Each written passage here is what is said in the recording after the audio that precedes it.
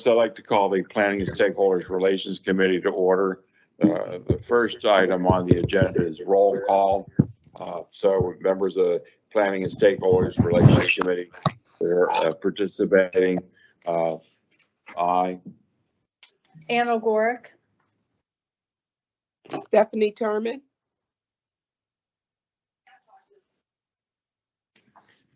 All right, I guess that's the members of the Stakeholders Relations Committee. Any other board members wish to identify themselves? Lori Mizgorski. Jerry DeLon.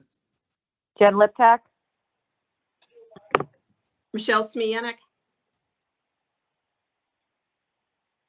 Good morning, folks. First item, the second item on the agenda is the approval of the February 18th meeting minutes. Are there any corrections to those minutes?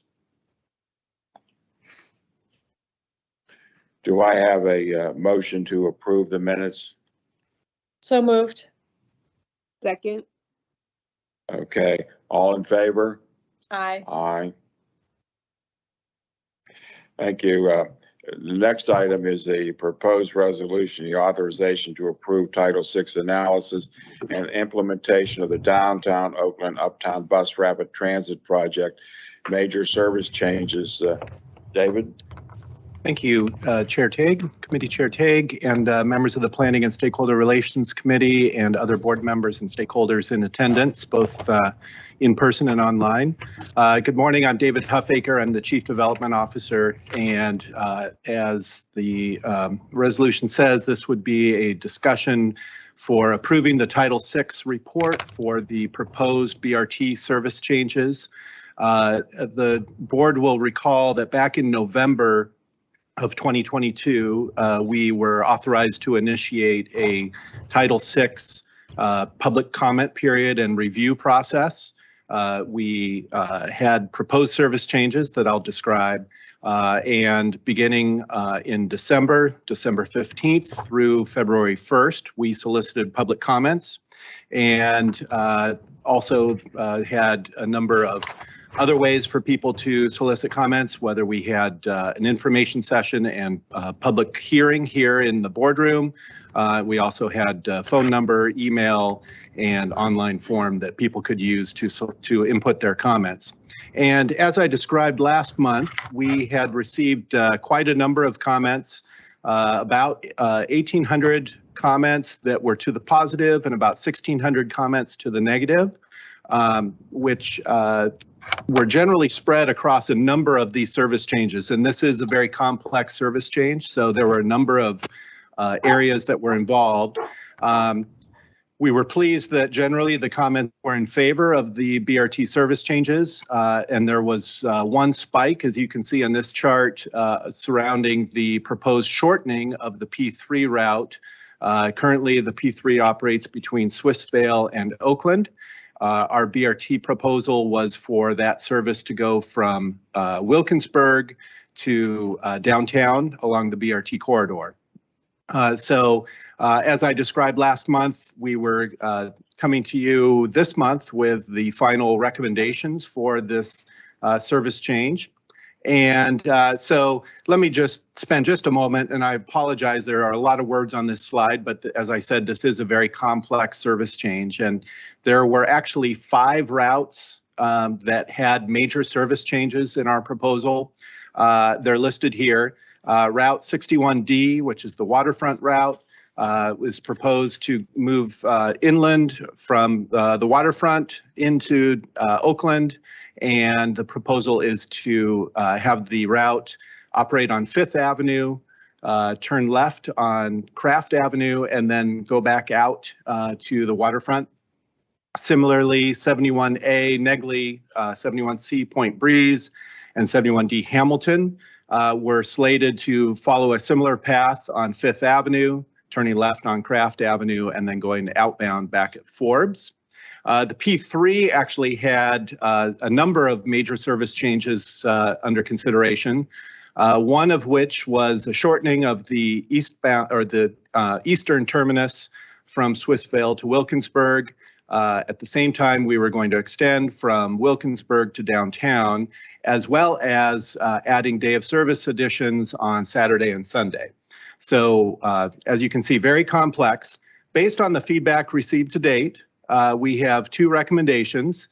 We are going to recommend for our fall service change, which would be scheduled for October 1st, that we would move forward with the service changes on the 61D, 71A, C, and D.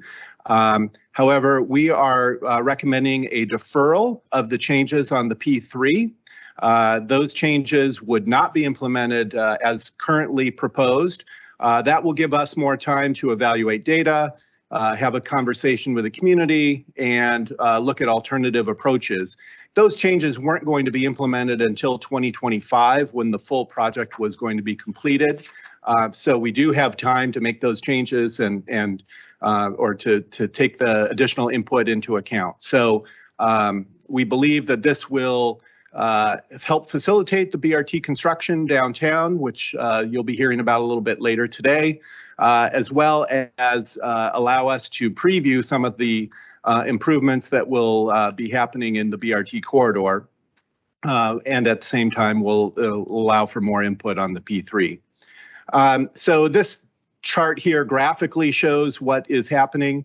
The blue routes are those where the major service changes are happening. Again, that's the 61D, 71A, 71C, and 71D.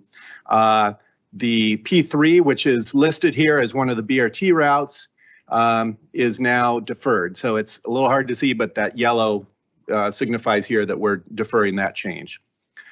So let's talk about schedule and next steps.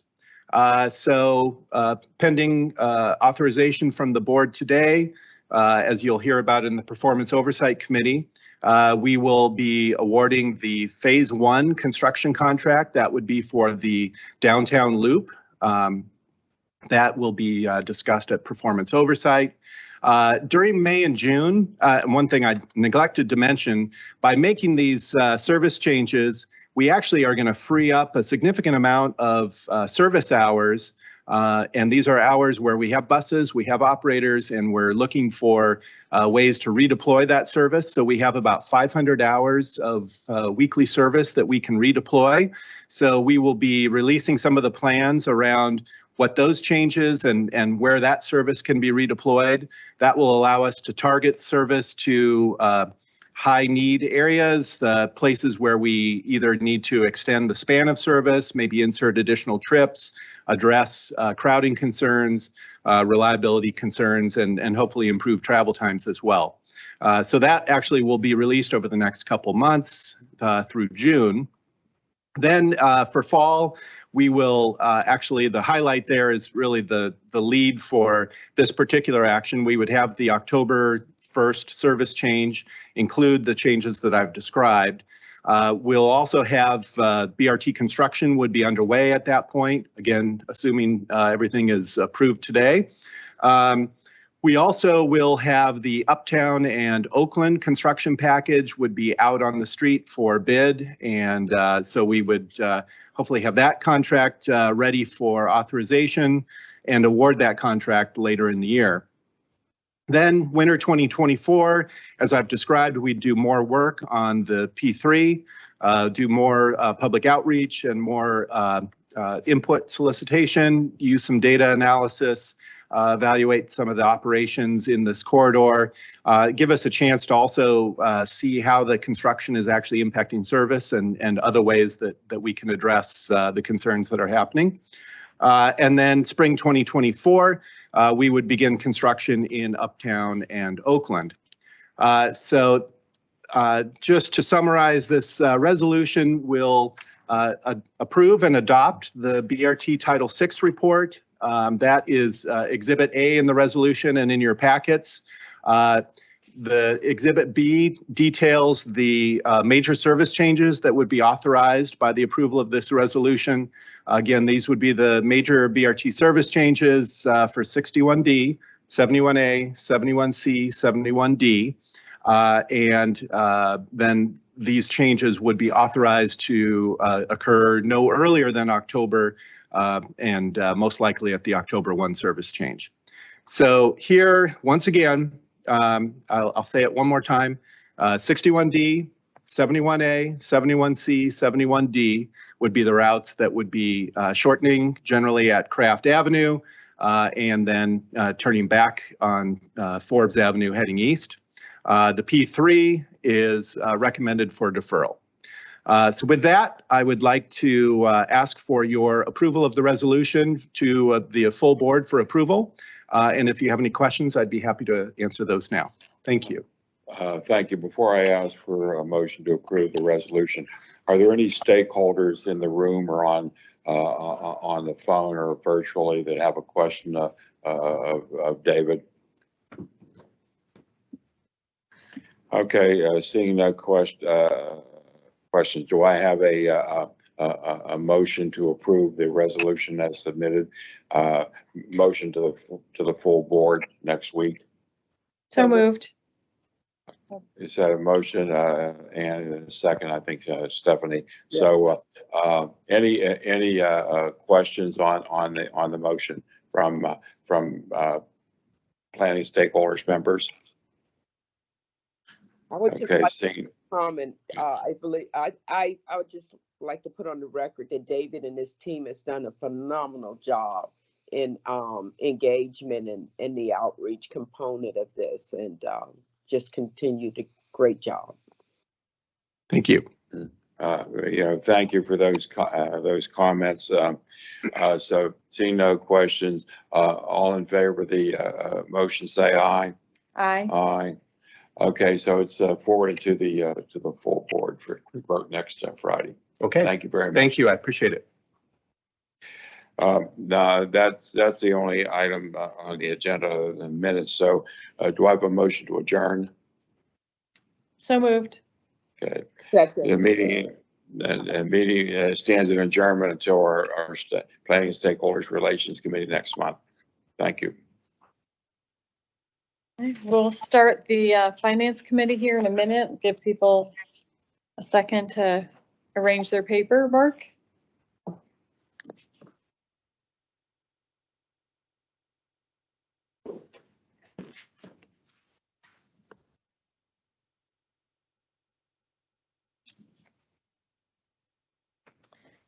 Okay, we'll call to order the Finance Committee meeting for March 16th, 2023.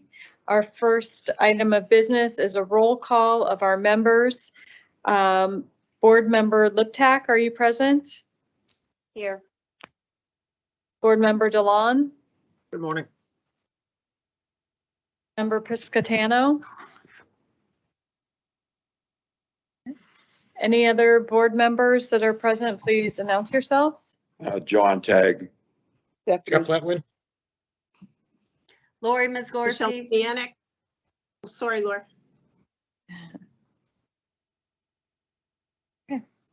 Thank you. All right, our next item of business, approval of minutes of the February 16th Finance Committee meeting. Do I have any comments or questions, revisions on the minutes? Okay. Hearing none, do I have a motion to approve the minutes? So moved. Second. All in favor, say aye. Aye. Aye. Any opposed? Okay, the minutes are approved. Our next item is a proposed resolution to authorize the adoption of an amended FY 2023 operating and capital budget. Good morning, Madam Chair and other board members.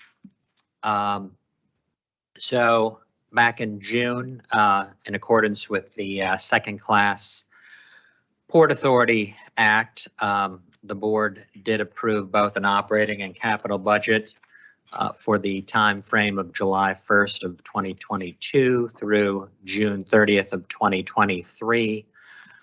Since adoption of both of those budgets, there's been a couple of items that has necessitated the amendment of both the operating and capital budgets. We did, or the board did ratify a 4-year contract with the Amalgamated Transit Union Local 85, representing operators, maintenance personnel, first level supervisors, and also claims personnel. And I should mention some administrative personnel. This agreement, along with some adjustments and some miscellaneous expense categories, will increase the PRT's anticipated operating expense in certain categories above the original budget that was ratified in June. The additional expense will be offset with the use of additional American Rescue Plan Act funding. This resolution proposes to increase, which is included in Exhibit A in your packet, would increase the operating budget, fiscal 23 operating budget, from $974,705 to $525,779,342. Can I answer any questions on this portion of the resolution? Any questions of the committee? Any questions from board members? All right, so we would move on then to the capital budget. And since the adoption of the 23 capital budget, PRT has received an additional $50 million in federal funding related to the downtown BRT Oakland Bus Rapid Transit project. And so what this does is it frees up additional state dollars that would have been appropriated in the initial capital budget. And we can use those state dollars for some existing capital projects, as well as a few new capital projects. And we can send out to the board this week a list of those changes for everybody's insight. Okay. So the amended capital budget, which is included in Exhibit B in your packet, would increase the capital budget from $232,865,463 to $282,915,462. So this entire resolution authorizes the adoption of the amended operating and capital budgets. Can I answer any questions on the capital portion of the resolution? Any questions from committee members on the capital budget? Okay, any questions from other committee or other board members? As far as the capital budget, are any projects being delayed at all, or anything along those lines? Have we delayed any capital projects? And I would defer to Greg, but I do not believe that anything is being delayed currently, no. Thanks. Okay, thank you.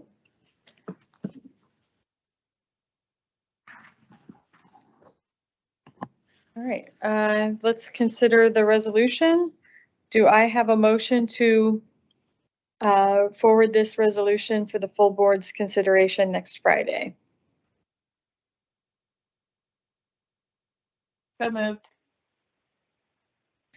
Do I have a second? Second. All in favor, say aye. Aye. Aye. Any opposed? Motion carries. Thank you. Thank you very much. Okay, and then you're up for the financial statements. All right, so reviewing the February financial statements.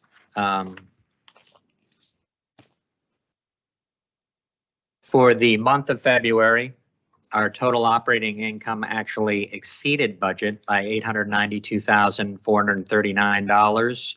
And that was principally due to higher passenger revenue and also interest income. So that was good news on the operating income portion of the financial statement. Our passenger revenues were higher for the month than budget due to higher ticket sales, monthly pass sales, and also UPass or contracted services with the local universities. All three of those categories exceeding budget for the month.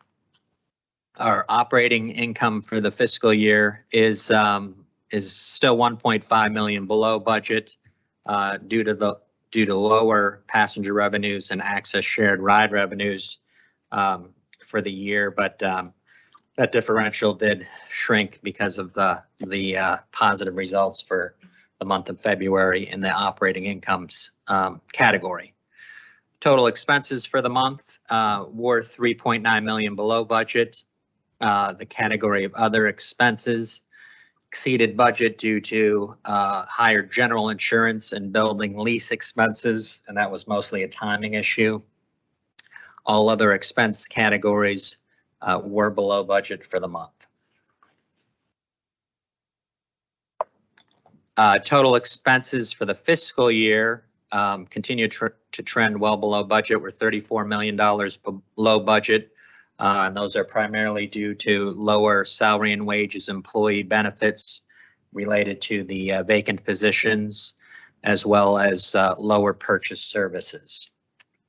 Total subsidy for the month was $618,774 below budget due to lower vehicle overhaul receipts and lower state operating assistance for access.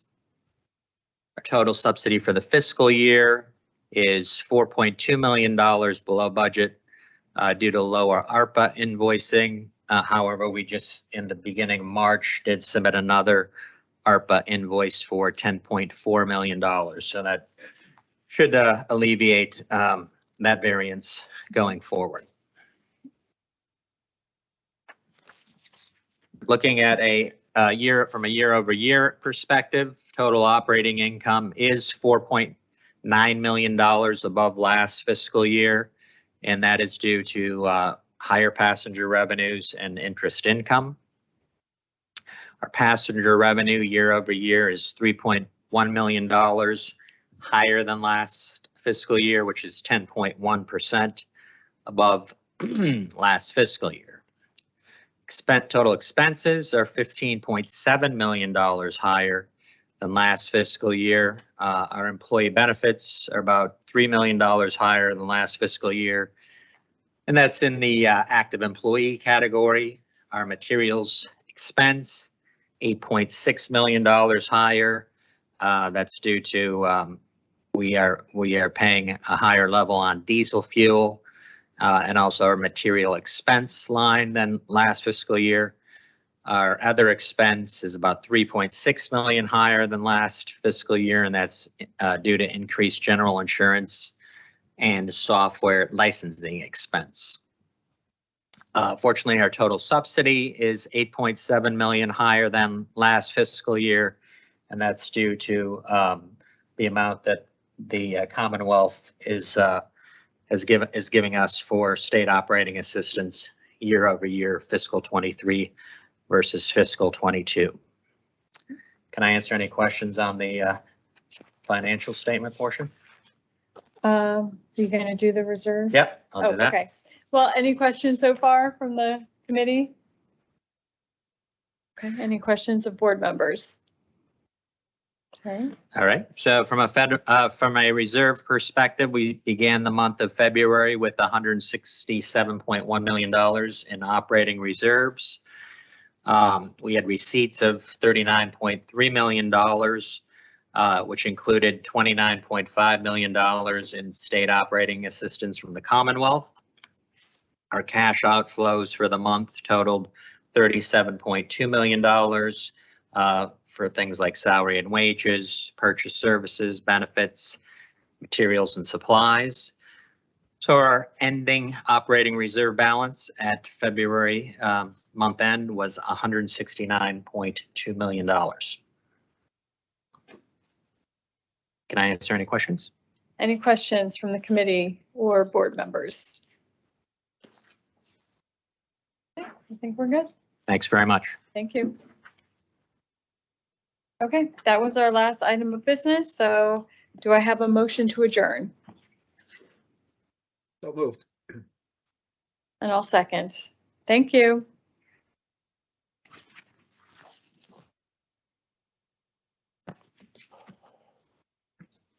Good morning, everyone.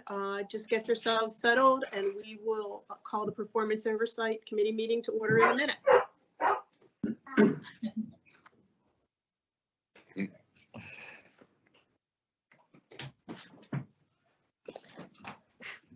Okay, we ready? It's 8:57 a.m. So good morning, everyone. In the Performance Oversight Committee, the first item of business we have this morning is our roll call. So Lori Magorsky, Representative Magorsky, are you present? Yes, I'm present.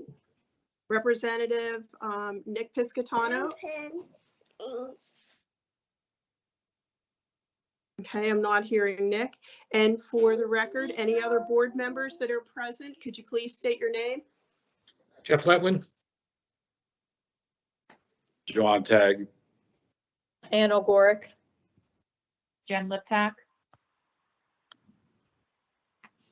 Okay, very good. Thank you, everyone. Second item of business we have this morning is approval of our minutes for the February 16th, 2023 Performance Oversight Committee. Do we have any changes or corrections for those minutes? No. Hearing none, could I have a motion? So moved. So moved. Second? Okay, all in favor to accept those, please say aye. Aye. Aye. Any opposed? Okay, hearing none, motion's carried. Moving on with our third item of business are our proposed resolutions. I have to apologize. Someone has just arrived here in my front door. I apologize. Okay, so our first proposed resolution we have this morning is item A, which is awarding of bids with Anna Marie McKibben. So good morning. How are you doing, Ms. McKibben? I'm good. I'm good. Good morning, committee members. I have 3 items for your review. The first item is the biodiesel fuel change order. At its February 2022 meeting, the board authorized an agreement with Gutman Energy for the purchase of biodiesel fuel over a 1-year period with the option to extend for an additional 1-year period. PRT staff is requesting to exercise the option to extend for an additional 1-year period to enable PRT to take advantage of the current futures market pricing at a time that benefits PRT. Since 2018, Gutman Energy successfully completed PRT's biodiesel fuel contracts, and staff concludes that they have performed well throughout the duration of these contracts. It is the recommendation that an amendment be executed with Gutman Energy in the estimated amount of $16,668,720, bringing the total contract value to $33,337,440. Pricing is in accordance with the agreement, and staff has determined that it is fair and reasonable and consistent with the funds budgeted. One thing to note, PRT consumed approximately 6,129,442 gallons of diesel fuel in 2022. By working with Gutman, PRT procurement locked in prices at times when the market was favorable and saved an estimated amount of $3.5 million versus what was budgeted for the first half of fiscal year 2023. The second item is the railroad crossties. 3 firms accepted the invitation and 3 bids were received for railroad crossties used to service PRT's LRV system over an 8-month period. The low bid from AJL Project Service, Inc., who submitted a bid in the amount of $67,500, was found to be non-responsive as their proposed items did not meet the safety requirements, nor could they meet the delivery terms of the specification. Therefore, it is the recommendation that a contract be awarded to the lowest responsible and responsive bid from Stella-Jones Corporation in the estimated amount of $135,800. There has been no previous contract for this requirement. However, staff has determined that the pricing is fair and reasonable and consistent with the funds budgeted. And lastly, Meritor Drivetrain and Axle Parts. 6 firms accepted the invitation and 6 bids were received for Meritor Drivetrain and Axle Parts used in the maintenance of PRT's bus fleet over a 2-year period. It is the recommendation that contracts be awarded to the lowest responsible and responsive bids for a line item award as follows. Neopart Transit LLC, in the estimated amount of $318,213.42, and Mohawk Manufacturing and Supply Company in the estimated amount of $343,948.58.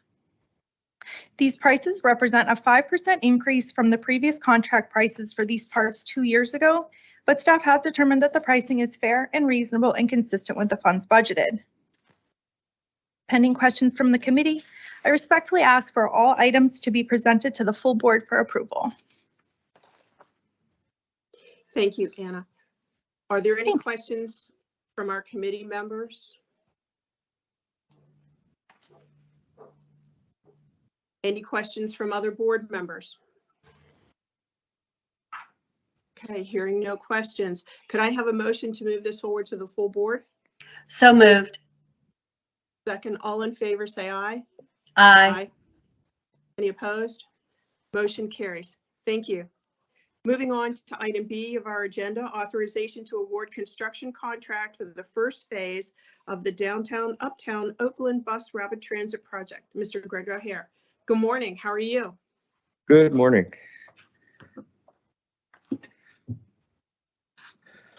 So we've reached a very exciting milestone on the BRT project, and pleased to present here this morning this resolution seeking authorization to award construction contract for the first phase of the downtown Uptown Oakland Bus Rapid Transit Project. The scope of work is the installation of new bus stations and associated infrastructure for the downtown portion of the Bus Rapid Transit Project, Phase 1. The additional detailed scope of work is installation of 5 new BRT branded bus stations, real-time arrival signage, CCTV systems and fare vending machine integration, new red bus only lanes along 5th Avenue, Liberty, and 6th Avenues, intersection traffic signal and pedestrian improvements, asphalt and concrete paving, and drainage system modifications. The project duration is 515 calendar days from notice to proceed, approximately 17 months. One bid was received. In accordance with procurement policy, a single bid survey was conducted of all plan holders. It was determined the bid was fair and reasonable and allowed for fair competition. The low responsive bid for general construction is Independence Excavating Incorporated with a bid of $27,893,876. Next slide, please.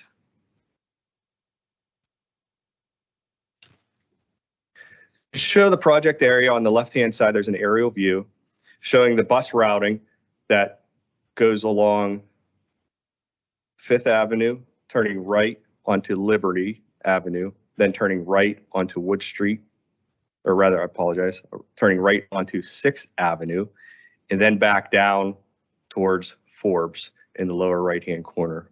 The 5 stations depicted with the gold stars: Ross Street Station, William Penn Place Station, Market Square Station, Wood Street Station, and Steel Plaza stations. On the right-hand side is a rendering of the Market Square Station, just for illustrative purposes, just to show the board what the typical station layout would consist of. Pending any questions, I respectfully request the committee move the resolution to the full board for consideration. Thank you, Mr. O'Hare. Thank you for the photo rendering pictures. That is wonderful. It's beautiful, and I'm really excited to hear this. So, do we have any questions from our committee members for Mr. O'Hare? Questions for other board members? Hearing none, could I have a motion to move this forward to for approval to the full board? So moved. Second, all in favor, please say aye. Aye. Aye. Any opposed? Motion carries. Thank you, Mr. O'Hare. And continuing then with authorization to award construction contract for the underground storage tank drainage and slab replacement project. Thank you. So this resolution seeks authorization to award construction contract SYS 2302 GP&E for underground storage tank drainage and slab replacement. The scope of work for this project consists of removal and replacement of underground storage tanks and dispensers at 8 PRT locations. This includes concrete paving, plumbing, and electrical systems for the new underground storage tanks, as well as concrete slabs and underground drainage systems within the Collier and East Liberty bus garage bus storage areas. The project duration is 400 calendar days from notice to proceed, approximately 13 months. The low responsive bid for general construction is Michael Facciano Incorporated with a bid of $3,689,900. The low responsive bid for plumbing construction is Norelco Corporation with a bid of $5,383,615. One bid was received for electrical construction. In accordance with procurement policy, a single bid survey was conducted of all plan holders. It was determined that the bid was fair and reasonable and allowed fair competition. The low responsive bid for electrical construction was Westmoreland Electrical Services LLC with a bid of $494,250.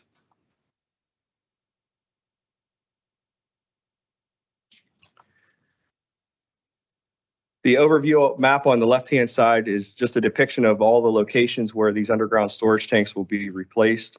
It consists of the 8 locations of East Liberty Bus Garage, Collier Bus Garage, Ross Bus Garage, South Hills Village, South Hills Junction, Harmer, West Mifflin Bus Garage, and Manchester.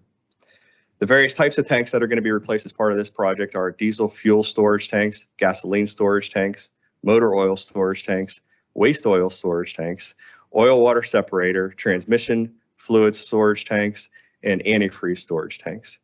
The picture in the bottom right-hand side is the installation process, just for illustration purposes for the board to see of a diesel installation or diesel storage tank installation. Pending any questions, respectfully request the committee move this to the full board for consideration. Thank you, Mr. O'Hare. And again, always thank you for the maps and the photos. Do I have a motion to move this forward to the, well, first of all, any questions for Mr. O'Hare from my committee members? No, thank you. Hearing none, could I have a motion to move this forward to, I'm sorry, the board members? I'm really working forward to get a motion on this. I apologize for moving this along. So any questions of our board members? John, as the disposal of these tanks, how are they being disposed of? Sure, they get disposed of in accordance with DEP policies and procedures. So the tanks, they get removed, they get cleaned out first, and then they'll get disposed of properly. So it's environmentally friendly. Yes, sir, that's correct. Okay. Thanks, Greg. Sure thing. Is there a lifespan of these tanks? Is this the first time they're being, or is it like regular, are they regularly replaced? Sure. So, great question. So these tanks are all circa early to mid 1990s, and they have exceeded their useful life. So the intention is to replace those before they become an environmental challenge for us. The new tanks are anticipated to last about 30 years or so service life. Thank you. Any other questions? Hearing none, could I have a motion to move this forward to the full board? So moved. Second, all in favor, please say aye. Aye. Aye. Any opposed? Motion carries. Very good. Thank you. Thank you, Mr. O'Hare. I'm very excited to move this forward to the board. Thank you. We've come to the end of our agenda. Do I have any other items? Otherwise, okay, hearing none, that concludes the performance oversight meeting. Thank you.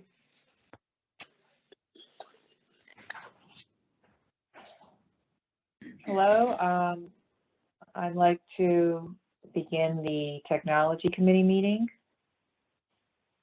Where everyone has pulled their agendas up, and if so, I will call the roll for board members or committee members first. Representative Lori Mizgorski. Present. Hi, Lori. Any other members like to identify themselves, please? John Tagg. Jeff Anna Letwin. Warwick. Michelle Smianik. Okay, I think we have everyone that's on the line.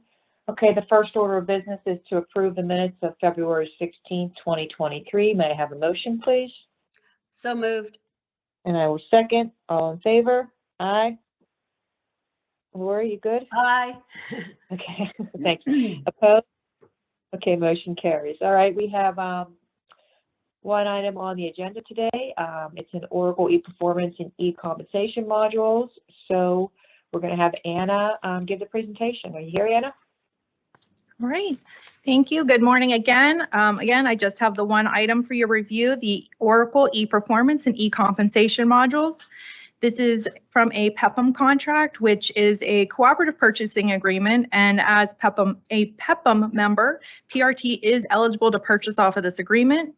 The Central Susquehanna Intermediate Unit awarded a contract covering the Oracle database management systems, and PRT wishes to make a purchase under the same terms and conditions of this 2023 PEPM contract.